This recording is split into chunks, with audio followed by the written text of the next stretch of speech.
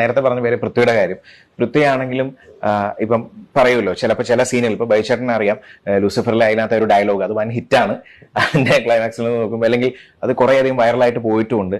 അപ്പൊ മര്യാദയൊക്കെ വേണ്ടടാ എന്ന് പറയുന്ന ഒരു സംഭവം. അപ്പൊ പൃഥ്വി ആസ് എ ഡയറക്ടർ നോക്കുമ്പോഴത്തേക്കും ചിലപ്പോ പൃഥ്വി പറഞ്ഞ കറക്റ്റ് കാര്യങ്ങൾ മാത്രം മതിയാവും എന്ന് ചിലപ്പോൾ ഉണ്ടാവാം. അപ്പൊ എസ്പെഷ്യലി ആ ഒരു ഡയലോഗും കാര്യങ്ങളൊക്കെ എങ്ങനെയാണ് പൃഥ്വിയുടെ? ഞാനിപ്പോ എമ്പുരാനിൽ അഭിനയിച്ചല്ലോ,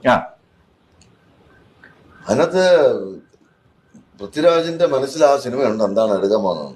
അതല്ലാതെ വേറെ ആരെ കൊണ്ട് ഒന്നും വേറെ ചെയ്യാൻ പുള്ളി സമ്മതിക്കത്തില്ല. ഈ കൈ എന്നുള്ള പരിപാടി ഒന്നും ഇല്ല, അതൊന്നും നടക്കില്ല അവിടെ. അത് രാജു പറയും, ചേട്ടാ ഇങ്ങനെ മതി, ഇതാണ് എനിക്ക് വേണ്ടത്. അതിന്റെ അത് കറക്റ്റ് ആയിരിക്കും. അയാൾക്കൊരു റീഡിംഗ് ഉണ്ട് അയാളുടെ സിനിമയെ പറ്റി. പിന്നെ കുറച്ച് സെറ്റിൽ സീരിയസ് ആണ് പുള്ളി. സീരിയസ് ആണല്ലോ, നമ്മളെ ആൾക്കാർ സീരിയസ് ആയിട്ട് ഇങ്ങനെ ഇരിക്കും.